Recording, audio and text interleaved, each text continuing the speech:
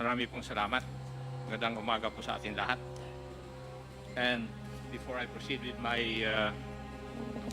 interpellation proper,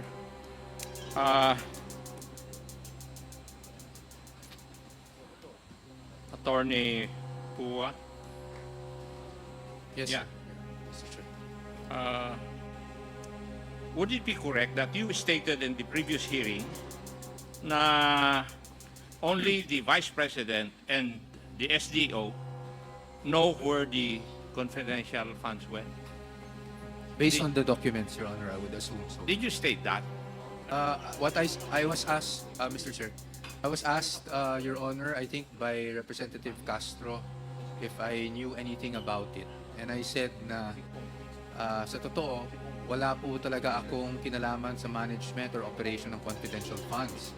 So if I remember correctly, and the transcripts would probably bear me out, tinanong niya, kung hindi ikaw, sino? So I said, I would assume the signatories, Your Honor, of the certifications and of the other documents. And she asked me who, so I said the SDO and probably the head of agency. So yung sagot po ninyo, it's a presumption. Well, Your Honor, kasi hindi ko po alam kung saan... Because you answered the question under oath. Yes, Your Honor. And therefore, you stated the name of the Vice President and the Special Dispersing Officer. That they're the only ones who know where the confidential funds went. That is correct, Your Honor. No? That is Because why I asked based you on the documents, yes. whether you stated this statement in the last hearing. Yes, Your Honor. But just to clarify, I mentioned it was based on the documents, Your Honor, because the documents would point that way. Kasi kung titingnan ko yung statement po ninyo, kung wala nang ibang nakakalam kung saan napunta yung pondo, ay dadalawang bagay lang ang nangyari. Di ba? Kasi either ibinulsa ni VP o ni STO o ginamit sa ibang bagay. Ni VP at saka ni STO. Hindi po ba? Your Honor, please, I wasn't... yun po yung sagot but ninyo. I wasn't That's why. alluding to that, Your Honor. I beg your pardon? I wasn't alluding to that, Your Honor, if I may No, beg your actually, indulgence. Opo. Pawa, correct me if I'm wrong. Di ba? Yung pondo allocated sa office. Tama. Nag-cash advance sila from Land Bank. Tama. Land Bank, nag-cash advance sila doon, dinala sa opisina. Ang makaalam na lang doon ay yung head of office or head of agency at saka yung special dispersing officer. Tama. Di ba ba? At yung special dispersing officer, yun yung mag-allocate kung saan pupunta yung gagastusin yung pondo. Di po ba? Sagutin niyo ako, Kowa. Do you agree with me? Yes. Pakisabi sa mic para marinig po lahat. With your permission, Your Honor. Yes po, Your Honor. Yes. And therefore, kung yung liquidation or clearing process ay hindi totoo at bogus, ibig sabihin, nagamit yung pera sa ibang bagay. Would you agree with me, Kowa?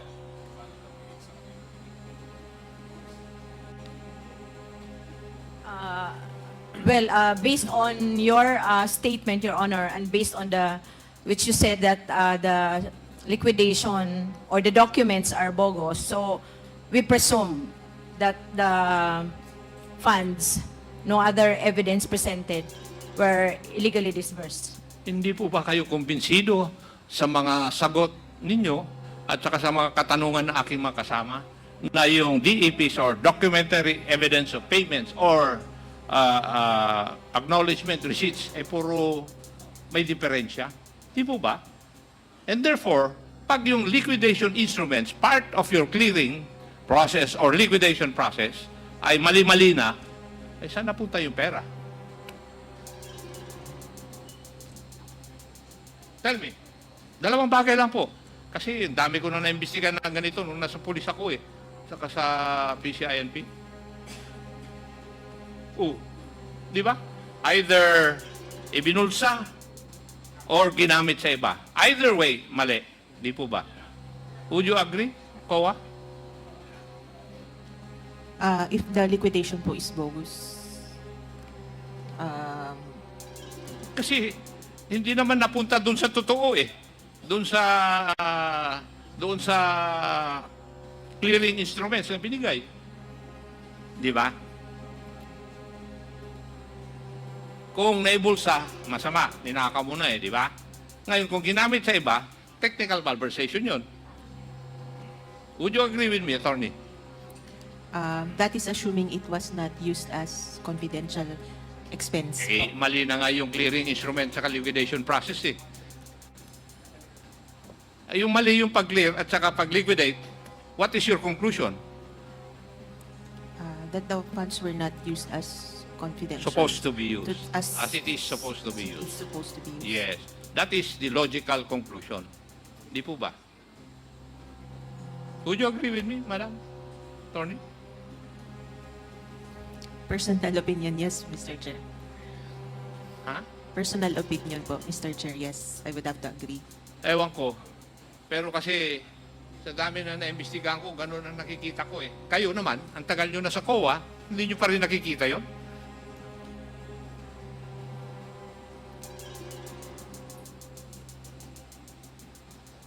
Di ba?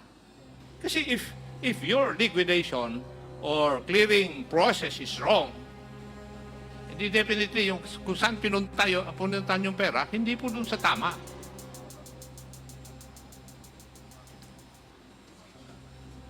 Could you give me an instance na mali yung liquidation process, tama yung pinuntahan ng pera?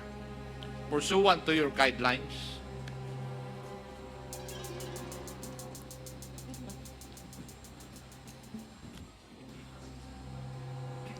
Yun nga po, Mr. Chair, personal opinion,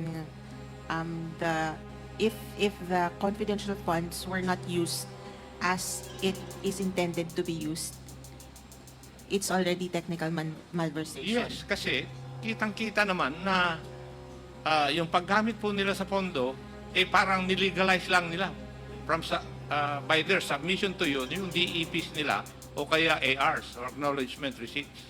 Di ba? Na mali-mali. Would you agree with me? Yes, Mr. Chair. Yes, thank you. Kasi yun ang nakikita ko na nangyari, process eh. Nag-withdraw sa land bank dahil nandun yung pondo na confidential fund. Dinala sa opisina yung SDO. Hindi ko alam. Kaya nga hinahanap namin yung SDO para tanungin namin kung saan napunta eh. Paano niya inallocate yung pondo eh. But as it is, yung liquidation instruments ay mali-mali po eh. Kaya sigurado ako, hindi napunta sa tama rin yung pondo. There are only two things na pinuntahan yung pondo. Nagamit sa iba o ibinulsa. Kung ayaw nyo matanggap yun, ako kaya kong tanggapin. Kasi marami na akong dinaanan na investigasyon.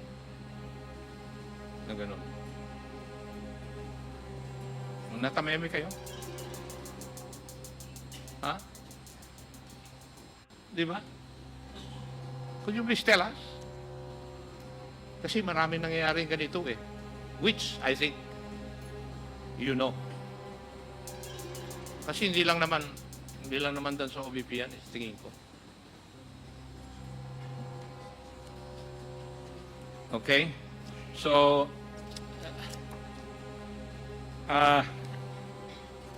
pwede po bang malaman?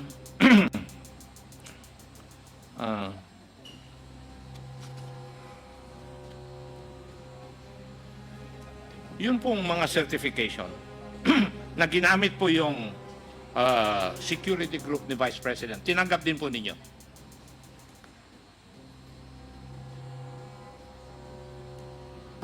Mr. Chair, hindi po. Yung proof sa rewards ni OVP, hindi po. Hindi. Kaya po na-disallow yung payment of rewards. Sa DepEd. Sa DepEd po kasi, parang na-deem namin na independent party yung nagbigay ng certification. So, Pakilapit lang yung... since na-deem namin na independent na group yung nag-issue ng certifications, we accepted the certifications. So, tinanggap ninyo. Opo, Mr. Yung Chair. yung certification galing doon sa office ng Vice President Security Group. Hindi po. Yun ang hindi po namin tinanggap since parang kasama din po ng OVP po yun eh. Pero yung sa DepEd po kasi, ibang party na po kasi yung nag-issue ng mga certifications. Ayun yung natanong na nung last hearing Yes, mga Mr. Chair. Philippine Army units Yes, Mr. Chair. na nag-conduct ng Youth Leadership Summit. Yes, Mr. Chair. Yes, thank you. But would you agree with me that the office of the Vice President is separate from the office of the VPSG? Yes, Mr. Chair, but they are the group that is specifically, it's like yung PSG po ni President na specific na naka-assign kay VP po. Kaya nga. And would you agree with me also that the office of the security group of the Vice President would have their own funds? Yes, Mr. Chair. Yes, and therefore would not need the confidential funds coming from the Secretary of the Department of Education and from the Office of the Vice President. Would you agree with me? Yes, Mr. Chair. Yes, thank you. Wala kasi dito yung mga funds. Dapat yun ang tatanungin. Now, are you aware na there were 787 acknowledgement receipts where there were no names but there were signatures? Yes, Mr. Chair. You're aware of that. And there were 302 ARs that had unreasonable names. Would you agree also? Unreasonable names, Mr. Chair. Unreadable. Unreadable. Yes, Mr. Chair. Then there were 5 names repeated. That was not an observation, Mr. Chair. Yung repeated names po, hindi po namin naging Hindi observation. nyo nakita yon. Okay. And insofar as the confidential fund of the Department of Education is concerned, yung location ng where the YLS were conducted did not match locations where information to support this YLS were supposedly bought. Would you agree with that? Yes, Mr. Chair. More specific areas po yung certification. Yes. Now, would you also agree that there were identical entries, amount expended, and number of receipts for the second and third quarter of 2023 for entries on provision of medical and food aid? Yes, Mr. Chair. Yes. It's not very unusual naman po since Beg your pardon? it's not very unusual naman po since pwede naman po talaga mangyari. So, usual na, yung nangyayari yun? Hindi naman po usual pero hindi naman siya ganun ka-unusual. O, sige. Whether it's usual or unusual, is it in accordance with the joint circular? Sa joint circular po kasi documentary evidence of payment lang po ang requirement. So, pakisagot lang yung tanong. Whether usual or unusual, is it in accordance with your joint circular? Since the document was submitted You po, think they are? yes, po, yes. So, it's your opinion? Yes, Mr. Okay, Chair. thank you. May we go to yung kwan, yung acknowledgement receipts or DEPs. Now, we have examined yung DEPs or acknowledgement receipt, which were used to liquidate the confidential funds. And I would like, Mr. Chair, to make the following statements from the examination. May nakita po na mga acknowledgement receipts that all appear to be signed by the same pen. Would you agree with that also, Madam Kawa? Yes, Mr. Chair. Since either blue or black po yung... Yes, kaya nga. Makikita po natin ito sa color ng ink. Yes, Mr. Chair. Yeah. Which is a very distinct shade of blue na may shades of black. I think it's there, shown.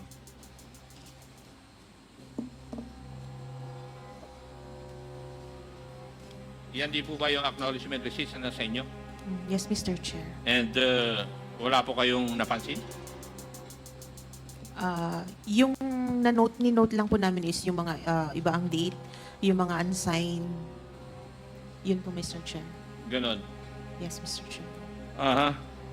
Mr. Chair, I would just like to manifest that all these acknowledgement receipts are under the names of different persons, pero wala po dyan yung naulit.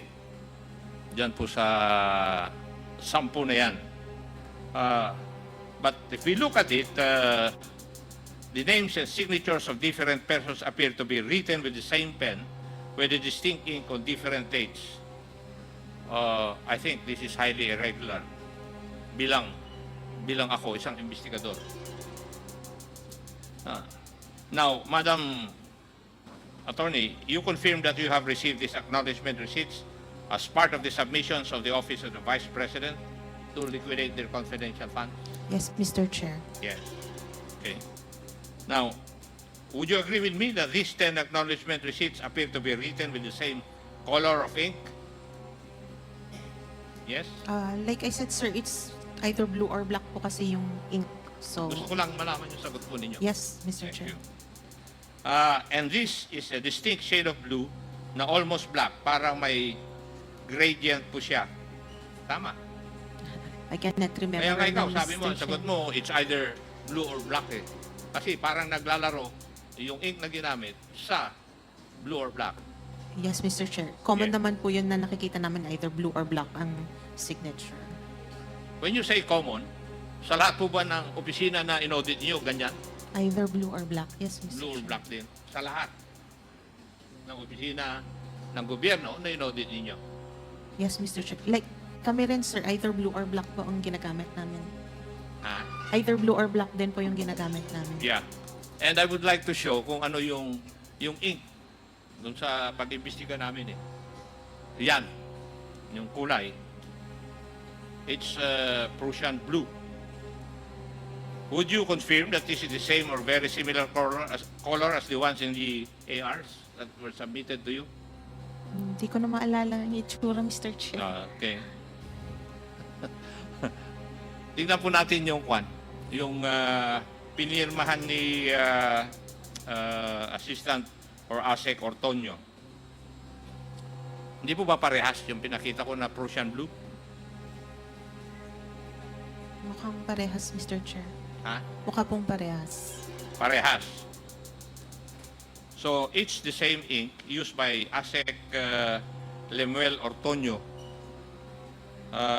the Assistant Chief of Staff of the Office of the Vice President. Tama? Mukha pong pareho, Mr. Chair. No. Now, Mr. Chair, there had been also observations that there are acknowledgement receipts which bear the same or similar handwriting. Parehas po ang handwriting na. May nakita rin po ba kayong ganon, Madam Attorney? Na halos parehas ang handwriting doon sa mga ARs? Hindi naman po kami experts sa handwriting, Mr. Chair. Hindi naman kailangan ng expert para makita ko minsan yan eh. Comsec, pwede ba ipakita yung yung picture ng halos parehas ng ng handwriting? Yung AR dated July 27, 2023 and July 25, 2023. Kung pwede ipakita.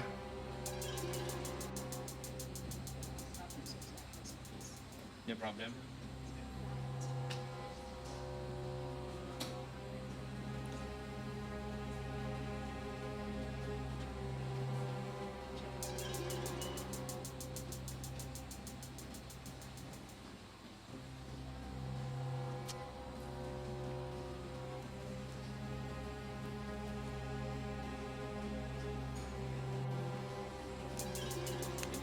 Hindi maikwan.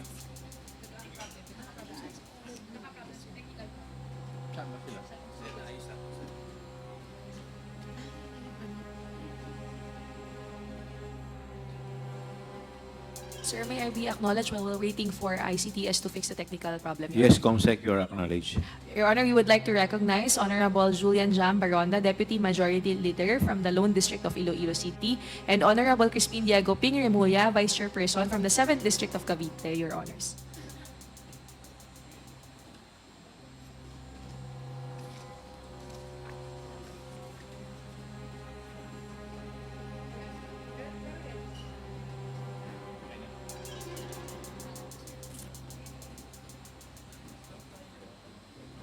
Attorney, bago natin, kasi nagkakaroon ng technical problem, pwede bang magtanong din ako ng, kasi hindi ako naliliwanagan dito sa, yung,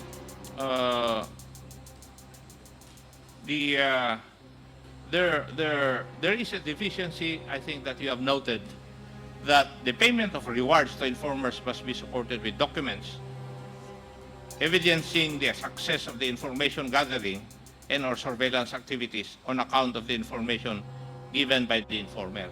Ito po yung ginamit dun sa yung YSL. Yes, Mr. Chair. Tama? Yes, Mr. Chair. Ano po yung ang aking pagkaintindi rito, correct me if I'm wrong, na dapat may makuha ng information na ginamit yung confidential fund and that an activity was conducted because of that information and that information gathering and that activity were successful. Yes, Mr. Chair. Tama po ba yung Tama po. pagkaintindi ko?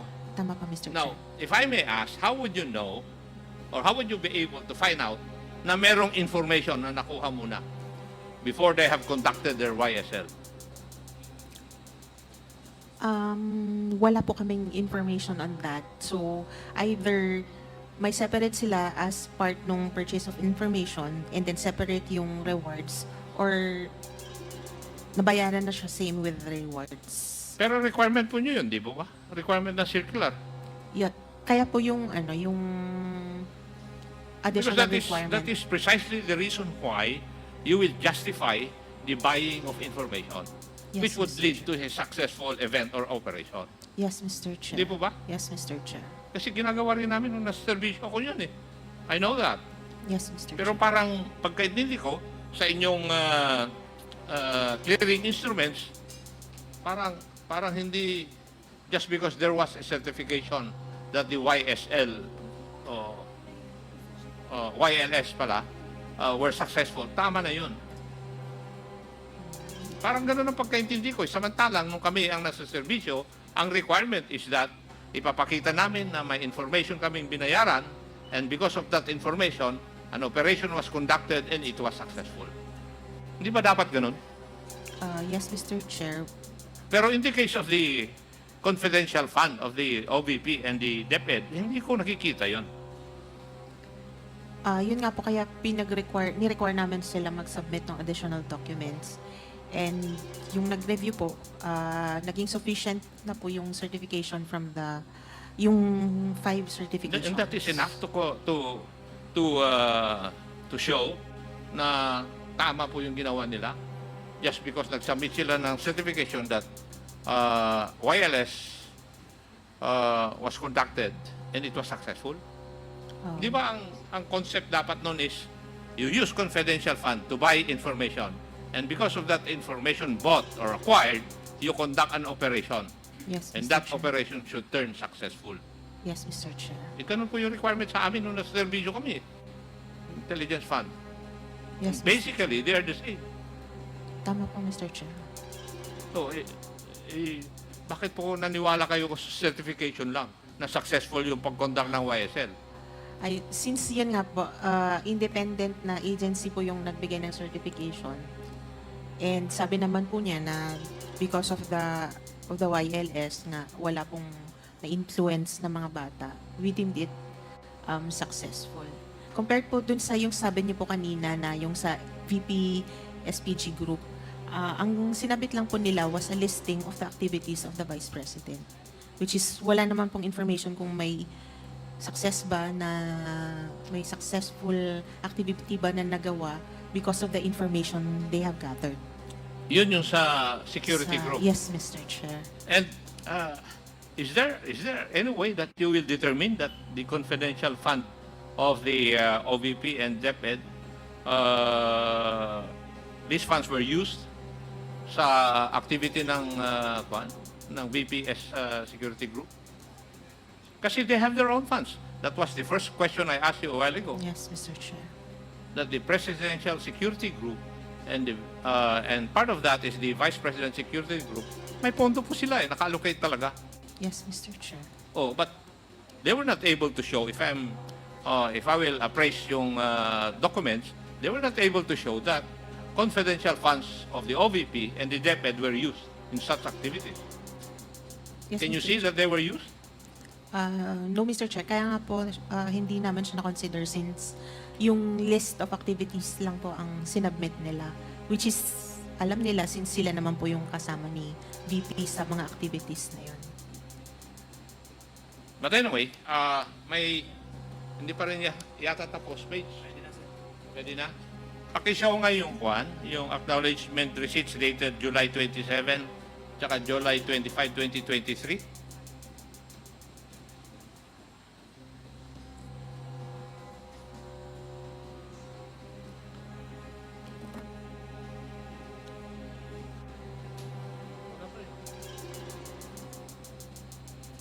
Ipakita mo na lang sa kanya.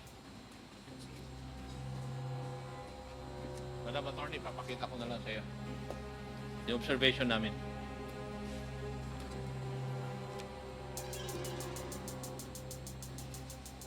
Yan lang, yan. Tingnan mo lang yung receipt na yan. Because I will ask questions. Okay? Pwede. Did you notice na isa lang ang gumawa nito? Mr. Chair, sorry, Oh, tinignan yun ko lang lang. ang sinasabi ko eh. Kaya tingnan mo. You observe it properly. Ayan na. Akin na. Ayan. Nakita mo? Yes, Mr. Chair. Would you confirm that these were submitted to your office? Yes, Mr. Chair. Yes. Now, if you observe, kindly observe the letter J. Tama po ba na halos parehas yung letter J dyan? Yes, Mr. Chair. Yes. Tama rin po ba na parehas din yung color ng ink na ginamit at saka yung lapad po ng pagkasulat? Yes, Mr. Chair. Would you be able to state, Madam Attorney, na these two receipts were written by the same person? Probably, Mr. Chair. Probably. Pero these are two different acknowledgement receipts indicating different dates Yes, and Mr. Chair. indicating different payees.